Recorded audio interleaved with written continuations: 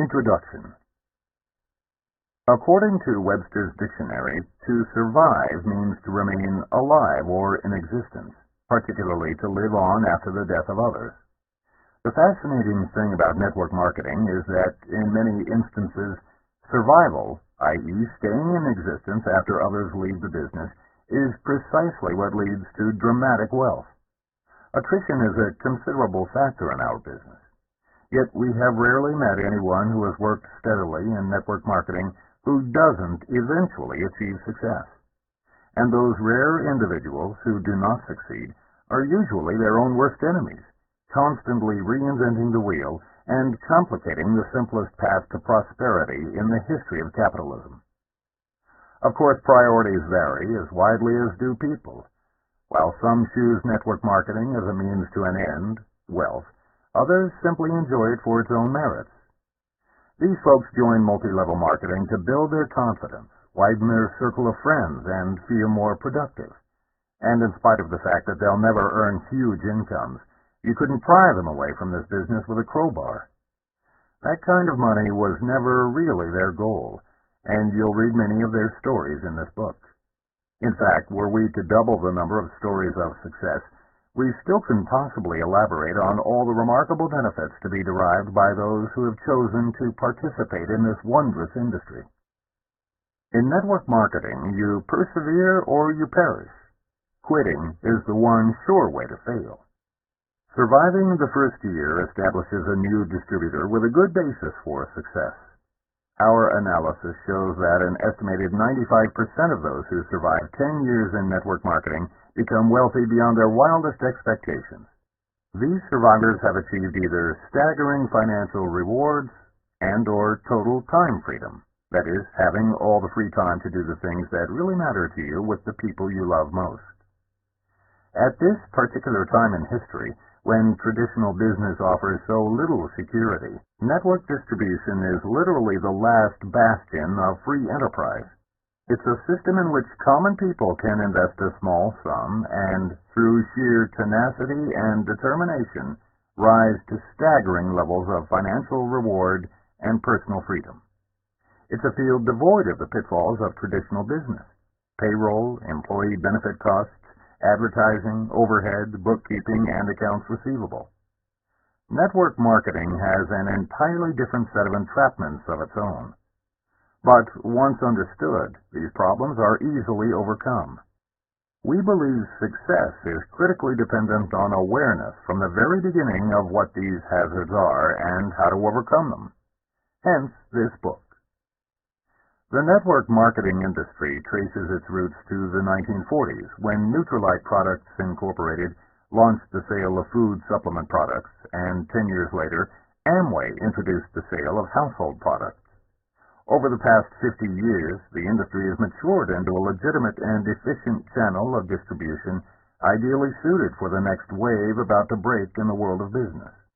All we can say is thanks to Rich DeVos and Jay Van Andel for having the vision to pioneer this industry. Network marketing annual sales are nearing $20 billion in the United States alone, being moved by an estimated 8 million people. Worldwide, more than $100 billion of a broad spectrum of products and services are being sold by an estimated 30 million independent network marketers. And keep in mind that we are still a very young industry with an expansive, promising future. Several studies have predicted that a third of all goods and services will be moved via network marketing in Western nations shortly after the turn of the century, and this could be as high as 50% in developing nations by the year 2110. Historically, the industry has been product-driven, selling from the traditional categories of personal care, vitamin/nutritional supplementation, home and family care, leisure, and educational products. Starting in the 1980s, services became a growing component, particularly in the deregulated telecommunications industry. Other services have included credit cards, financial services, insurance, prepaid legal services, travel, self-development, and motivational programming.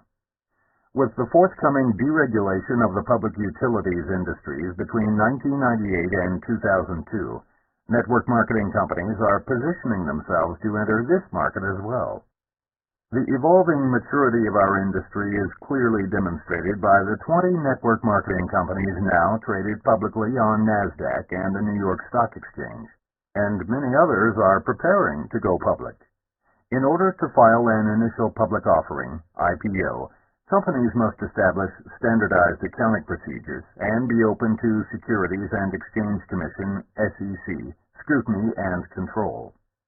Therefore, those companies that do go public must establish and maintain high standards of business practices, which elevates the character of the entire network marketing community. Investors' response to the publicly traded network marketing companies has been outstanding. Upline Magazine, an industry trade publication, maintains an Upline Index that tracks the financial performance of these public network marketing companies. In 1996, this index showed an increase in stock market value for the industry of more than 63%, as compared to the Dow Jones Industrial Average increase of only 33%, and the Standard & Poor's 500 Index increase of 34%. This nearly twofold gain of the network marketing industry over traditional corporations has created considerable excitement among savvy investors. The average person needs as little as $200 or $300 to get started in network marketing. Included in this figure is the purchase of some widely accepted products or services to be personally used and shared with others. Our industry is based on simple word-of-mouth recommendation of products and services. Distribution moves directly from the producer to the consumer, which cuts out all the intermediate agents and dealers who have nothing to do with production or consumption. As goods are distributed, the network marketer then receives compensation equal to the advertising budget of most large corporations.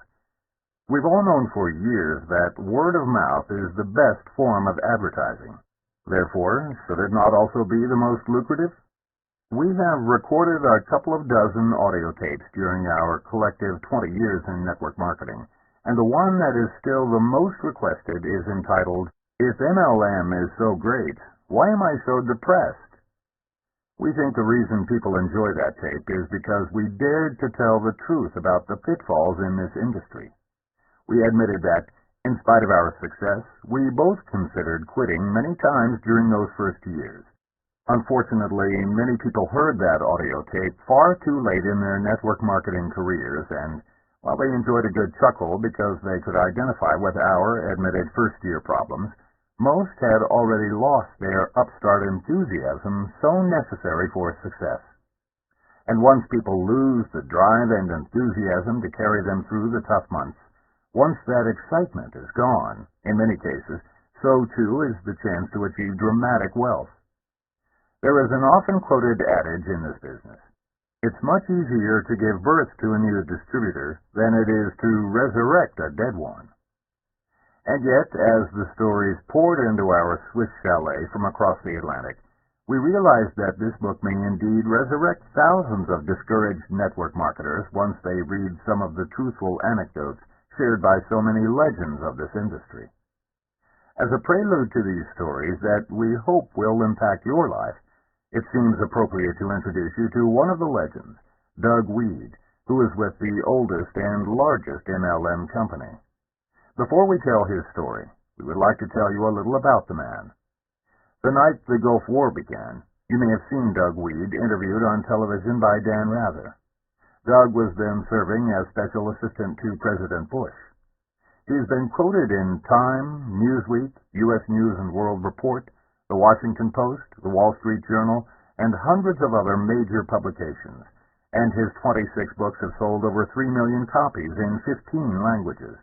Except for his 6-year political sabbatical, Doug Weed has dedicated his last 20 years to building his organization, as well as researching and writing about network marketing. Doug has filled auditoriums and soccer stadiums in Poland, Hungary, France, Turkey, the United Kingdom, Australia, Indonesia, and the United States with eager network marketers in just the last year. So what does a legend like Doug Weed do with his money, credibility, time freedom, and power? In 1979, working side by side with Pat Boone and Archbishop Bernard Cardinal Law of Boston, Doug founded what is today one of the world's premier relief organizations, Mercy Corps International. Last year, it distributed $73 million worth of medicine and famine relief to the troubled areas of our world. Let's now visit Doug's first year in network marketing through his own eyes, as he writes powerfully and humorously about his life experiences. Most of us involved in network marketing are gluttons for punishment, subconscious sadomasochists. Basically, we hate ourselves. That's why we get into networking in the first place. We see it as almost guaranteed suffering. I need this. This will really make me feel bad, which I so richly deserve. Wouldn't you know that I would end up successful, making money, traveling the world, meeting presidents, feeding the hungry? See? For me, nothing happens the way it's supposed to. I can't even fail right. In that sense, my early anticipated struggles in network marketing were a disappointment. I had no problem with rejection. I enjoyed every one of them. I was much quicker to respect and identify with the people who turned me down than those rare prospects whom I was actually able to recruit. Each rejection was only positive reaffirmation of my own negative self-image. Likewise, going without food or sleep or money was only what I deserved for making such an arrogant assumption that I could survive in network marketing dreamland. No, for me, the very real problem was not physical at all. It wasn't money, it wasn't people, it wasn't product, and it wasn't time. For me, the challenge was entirely between my own ears. It still is, incidentally. For me, the early struggle was only philosophical. Of course I can do it. Anybody can do it. The question, the very real, nagging, haunting question was, should I do it? Is it right? Is this what I'm supposed to be doing with my life? Nothing is more wearisome and draining than self-doubt. Nothing is more effective at stripping off the fine edge from everything you say or do. Nothing can empty your emotional gas tank quicker. In that sense, for the first time in my life, I had met my match.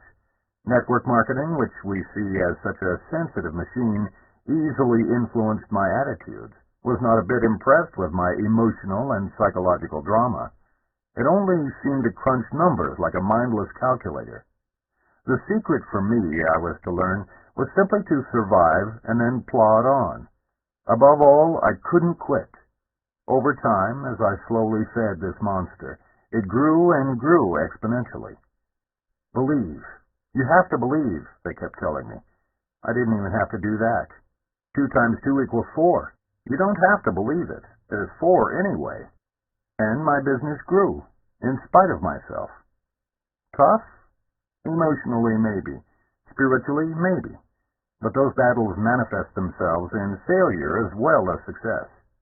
Poverty is no refuge for the war-shocked, weary soul. And so I conquered. And with the money, I co-founded Mercy Corps International. Last year, we gave away $73 million in food and medicine around the world. I found my why. We hope this book will help you find your why, too.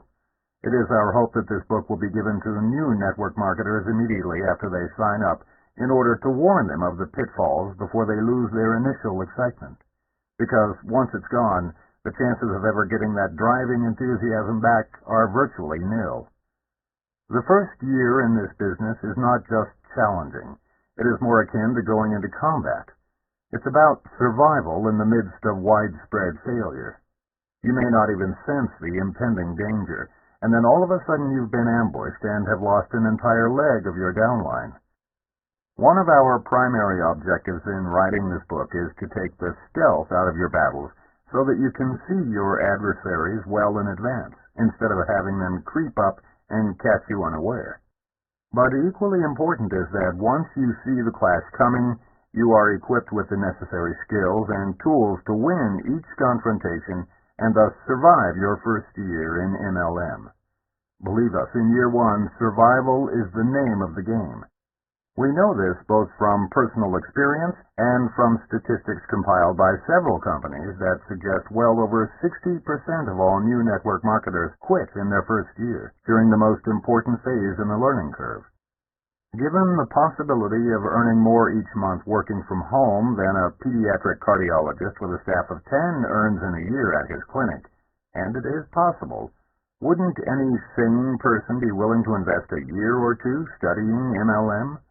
And compared to the 12-year learning curve of doctors, isn't a year more palatable? While our industry's attrition rate is perhaps no higher than other professions involving overrides and straight commissions, it is nevertheless critical that we do our best to help new associates anticipate the inevitable conflicts that will arise, and equip them with the weapons they'll need to win those battles. It has been suggested that every great MLMer was a lousy MLMer first, and we concur. Unfortunately, it's a fact of life that when any of us first begin a new endeavor, we are, at least initially, vulnerable novices. Although the educational process in network marketing is relatively brief, it can be devastating to many new associates. The main reason is quite simple to understand.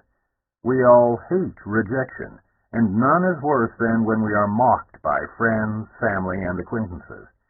It doesn't take very long for people to become discouraged when every day for the first 4 or 5 months they are subjected to eye-rolling ridicule from everyone they know, love, and respect. However, if you know exactly what to expect, and you aren't forced to appear foolish by cajoling, deceiving, or pestering those close to you, network marketing, even in the early stages, is quite fun and relatively painless. Preparation and anticipation are both critical. In this book, we will prepare you for most of the inevitable first-year challenges. We will teach you how to survive those conflicts by providing you with tactics that work. No theories, just facts. Most importantly, by preparing you in advance and sharing practical ways to survive each of these first-year challenges, we want to assist you in persevering. And if you do manage to survive the first year without quitting and without losing your sense of humor, the odds are great that you will continue long enough to become quite wealthy and successful. We've had a tremendous resource pool from which to draw our lessons and examples. For the past several years, we've been fortunate to teach America's only college-level certification course in network marketing with Harvard Ph.D. Charles King at the University of Illinois at Chicago. Many of the top networkers from every company, both in America and abroad, as well as many network marketing CEOs, have attended our classes, and we've spent quality personal time with many of them. As course instructors, we learned a great deal from our students. The experiences we share in this book have all happened, if not specifically to us, then to other leaders who have shared them with us. You'll recognize many of their names. So we feel confident that we've left very few stones unturned in our efforts to teach you the best survival strategies available to first-year distributors.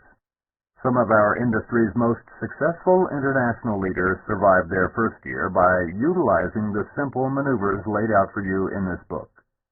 Survive your first year, and you've got a tremendous opportunity to join those legends.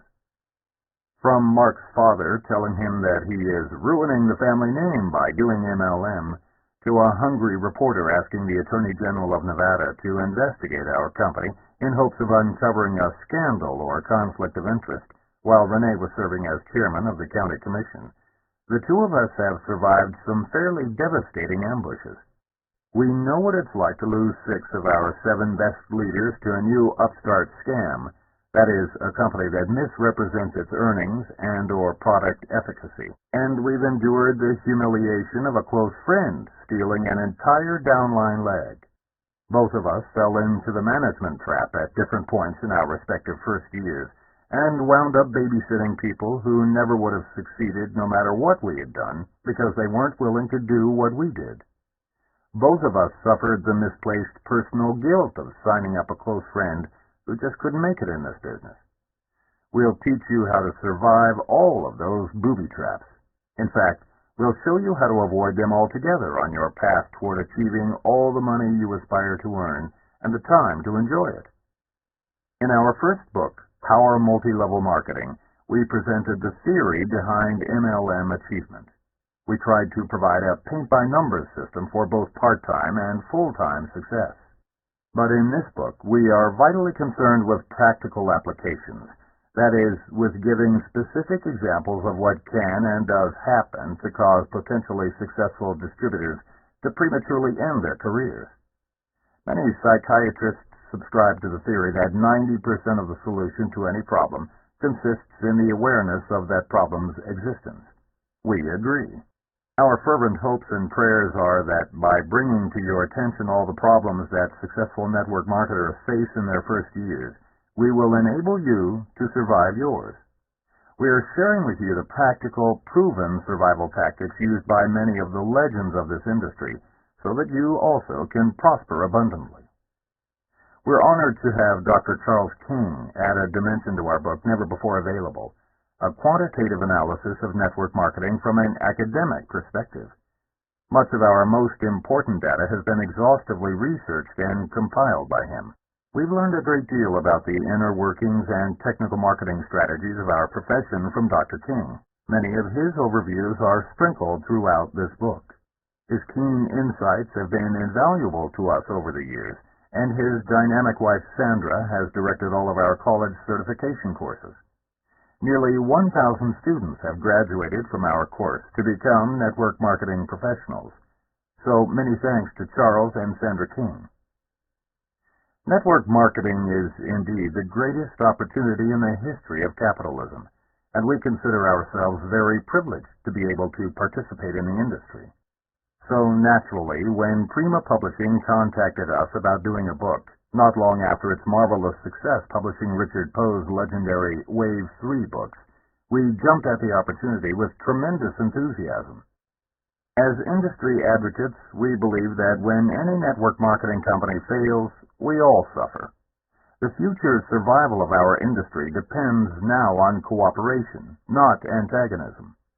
Industry-wide success depends on elevating MLM companies and products rather than destroying the reputations, hopes, and dreams of our MLM competitors.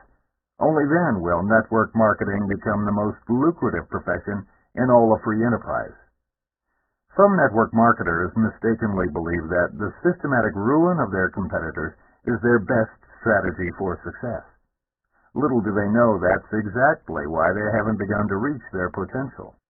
Unlike pioneers of the Old West who circled their wagons to fight off attacks, whenever one or more companies in our industry is threatened, we circle our wagons and fire inward. The old tactic of divide and conquer has been quite effective in the traditional business world. The traditional corporate pyramids have skillfully utilized the media and government regulators to similarly attack and stifle our growing industry. And all along they have hoped and prayed that we'd just go away. But we think it's time for them to stop fighting us. We respect all companies, not just those in our own industry, and we think they should do the same. Spanning our collective 20 years in the field of professional network marketing, we have been blessed to speak to hundreds of thousands of marvelous people in every part of the world. And while we've heard our industry denigrated in a variety of ways, not once have we heard it referred to as the rat race. This graphic description has been used on every continent and translated into every language to depict a traditional business. Rat race literally means a sprint between the world's most deplorable rodents, those who actually wiped out half the population of England during the Black Plague. And what is it they are so steadfastly pursuing? Refuse and rotten grain, in a hopeful pursuit to eat enough to see one more day. If for no other reason than to help people avoid that, we feel that this is a book whose time has come, because the human condition should be a joyous flight among eagles, not a frenzied dash among rodents. Betty Carter, formerly Senior Vice President for the Pacific Stock Exchange, recently shared a graphic comparison between the rat race of traditional business and the freedom of network marketing. In her own words, when traditional business grows, an entire population can be reduced to rats. I moved to Seattle several years ago because of the quality of life.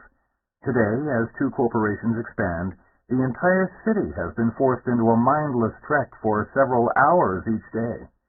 The average speed on major highways has been reduced to 21 miles per hour. Crime and other societal problems are rising dramatically. No one can yet predict the negative ecological impact of the several thousand-person influx each month, but environmentalists are clearly worried. The point is this: when MLM corporations experience explosive growth, thousands of people go home and soar like eagles. When traditional corporations explode, people from all over the world assume the posture of rats and take to the streets. Thank God network marketing has given me the freedom to run errands during the times when others are confined to their little cubicles, but it will just be a matter of time before I have to look elsewhere for tranquility. We feel we have an awesome responsibility to educate as many people as possible to the fact that they need no longer participate in the god-awful stress of traditional linear business. We wholeheartedly agree with Art Williams, the author of All You Can Do, when he suggests that we should all become crusaders in an effort to save the masses, at least those who will listen, from their headlong pursuit into 80-hour weeks, mediocre incomes, and stress-induced coronaries. Because the American dream has become a nightmare for so many, and because network distribution is such a viable alternative to more traditional business professions, it is incumbent upon those of us who have reaped so much from this industry to begin to sow seeds for others. The book you are now holding in your hands is the Ultimate Survivor's Manual. Thanks to the hundreds of unselfish leaders from diverse and numerous companies who rose to the occasion by contributing their stories, you will learn how to dramatically alter your life. Knowing full well that they would be educating their competitors, they all dared to tell the unadulterated truth about how to succeed in our industry. That kind of unselfishness alone makes us proud to call ourselves network marketers. If only this book had been written a decade ago, we might not have had to witness the unnecessarily hasty retreat of so many dynamic people from our industry who were simply unprepared for the first year's battles. Because of this book, you won't have to endure the same unnecessary losses we did. And there is one promise we will make to you without reservation. There will be times when your eyes will well up with tears, or you'll laugh so hard at some of these legends' anecdotes about their early challenges that, like us, you will have to put the book down until you can wipe the mist from your eyes. These stories are commensurate with ushering in a new industry. We believe the next decade will bring a noticeable decline in these types of challenges, as new technology and distribution channels make way for network marketing in our world. We received countless illustrations and anecdotes, all of which were heartwarming and inspiring. We regret that, due to editorial restrictions, we were unable to include each and every narrative. We want to offer a special thanks to those legends of network marketing who, by sharing their stories, did something unprecedented in business. They dared to admit, after becoming legends, their innermost vulnerabilities and bouts with anxiety and depression, so that millions of others, including their own competitors, might be inspired to exit the 40-year plan and share in the American dream. Enjoy, and whatever else you do in the first year, just don't quit, because surviving is synonymous with thriving in our industry. Mark Yarnell and Renee Reed Yarnell, Gstaad, Switzerland.